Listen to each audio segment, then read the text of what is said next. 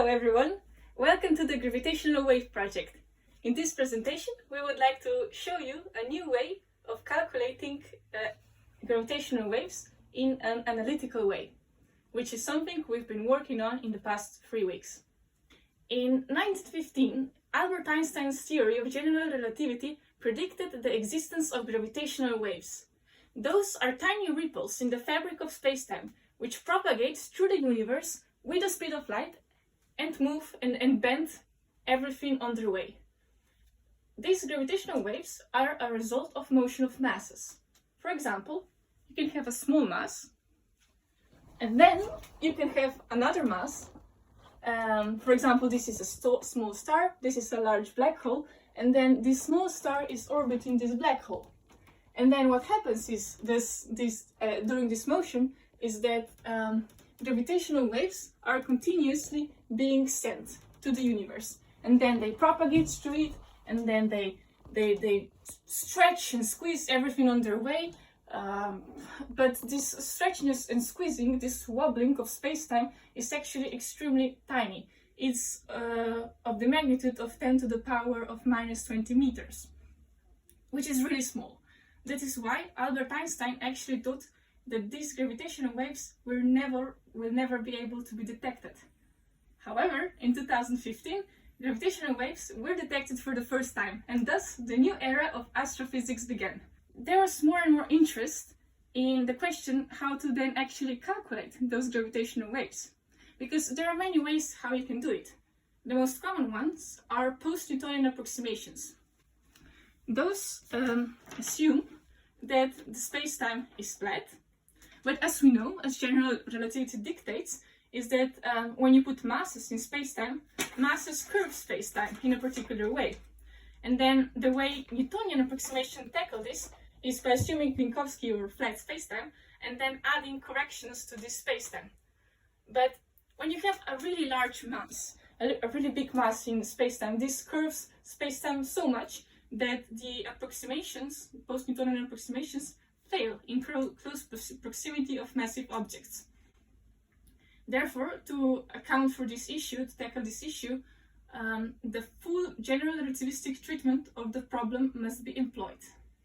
There exist equations that describe the propagation of gravitational waves in curved spacetime without making any compromise on gravity. For example, such equations can be Zerilli-Moncrief and Regge-Wheeler equations.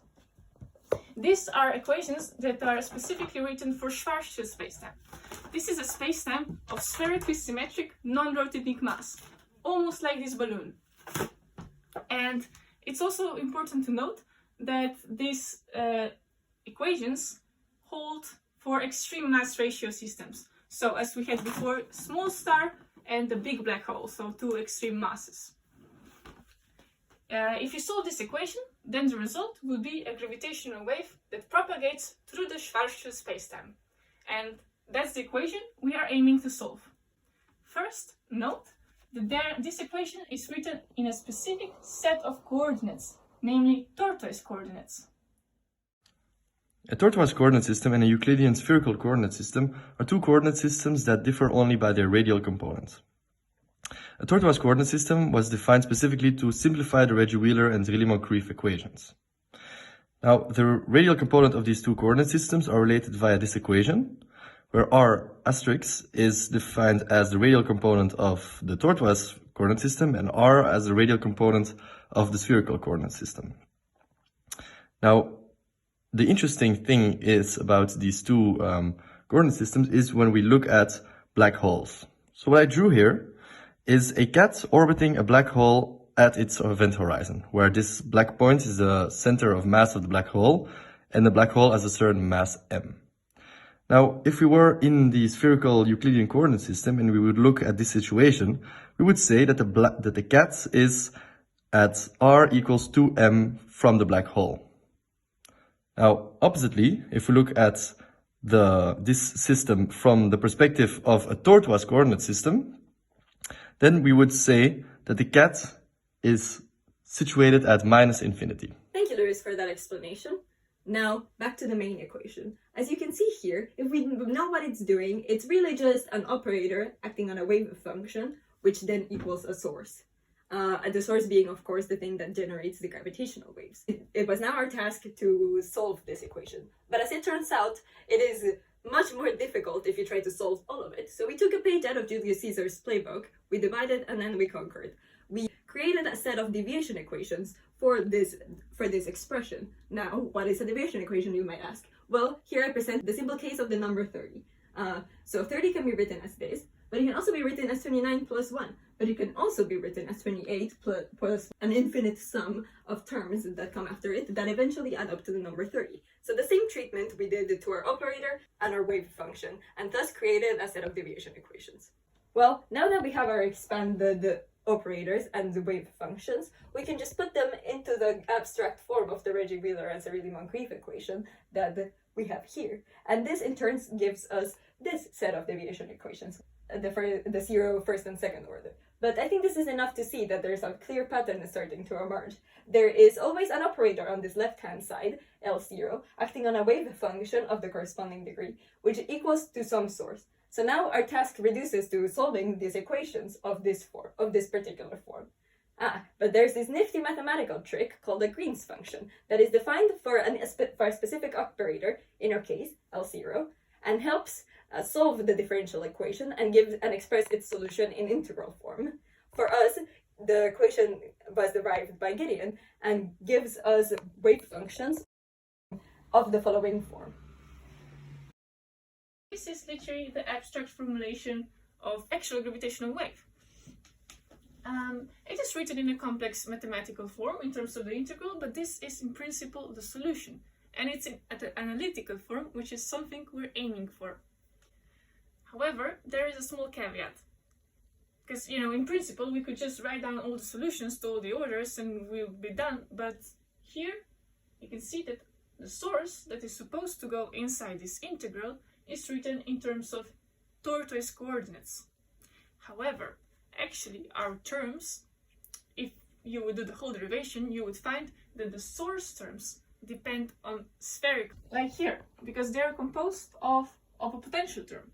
So we have a problem. We have here a source that is supposed to depend on tortoise coordinates, but it actually depends on spherical coordinates, and it's supposed to be integrated over tortoise coordinates. Now, why is this a problem? Because in order to do this integration, we need to have just one type of r in it. So either we express everything in terms of r star, or everything in terms of normal spherical r. Now, in order to do so, we need a conversion formula between r and r star. We have one such formula. If you remember, Louis showed it to you earlier. But to complete the derivation, we also need the inverse formula. So we have a formula of how to get tortoise r in terms of normal r, but we also need a formula of how to get normal r in terms of tortoise r. Putting everything in terms of spherical r turns out to be the easiest. So we performed the Jacobian trick on this thing to transform it into spherical r, and we left this thing in terms of spherical r, and then we needed to change the boundaries of integration from tortoise r to spherical r. Here was the point where we used Gideon's formula. In order to solve this integral, well, you need to choose a specific scenario in which you want to solve it. In our case, we chose to find the gravitational waves for cases of circular motion around Schwarzschild black hole. So you remember before I was circling with this small little earth around the black hole? So this was the case for which we calculated the gravitational wave. That means that inside the source, which is actually a very complicated expression of many functions, and within this source, we needed to insert the expression for circular motion around Schwarzschild black hole. And when we did this, we got a very long integral, which we then solved and found a set of solutions. So this is our solution. This is a solution to the zero-order Zerilli-Moncrief equation that describes gravitational wave as a result of circular motion around a Schwarzschild black hole. If you look at this solution, very nice solution, you can see that it consists of some constant term.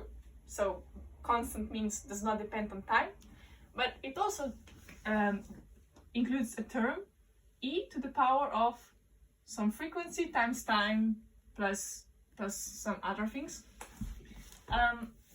If you focus on this part that depends on time, we get something like this and some constants. So this expression can be actually rewritten in terms of sines and cosines using Euler's formula, and therefore, since this is the only time dependence in our expression in our solution, we can see that the gravitational waves resulting from a circular motion will be just sines and cosines, very nice waves, which can be exactly described just by the amplitude and the frequency. So this is a very nice conclusion, but there is another thing that needs to be noted, namely, this Heaviside step function is equal to 1 if its argument is bigger than 0, and it's equal to 0 if its argument is smaller than 0. So in order to have some gravitational wave, t minus small r star plus big R star must be bigger than 0. And inequality tells me is that the time at which I am looking at the gravitational wave signal must be bigger than the amount of time needed for a gravitational wave to reach me, which makes perfect physical sense. Aside from the zero-order solution for Zerilli-Moncrief equation, we also found the first-order solution. Aside from this, we solved the Regge-Wheeler equations as well, which happen to be solved quite trivially because all of them equal 0. Therefore, the whole contribution to the gravitational wave for our particular case came from the Zerilli-Moncrief equations. Now, in conclusion, we presented a methodology which we can use to obtain analytical solutions to the Zerilli-Moncrief and Regge-Wheeler equations. Analytical solutions are good because you can use them to extract further physics from your result, which you often cannot do with numerical calculations, where you just get a block of numbers, but you cannot take, for example, derivatives of a block of numbers to get new physical quantities out. So we have a methodology that can give us analytical solutions to Regge-Wheeler and Zerilli-Moncrief equations. We also applied it to a specific case of a circular orbit and solved the equations for the 0th and the 1st order. Now, for the future work, our results should be properly analyzed, and also the solution should be found for more orders than just the 0th and the 1st order.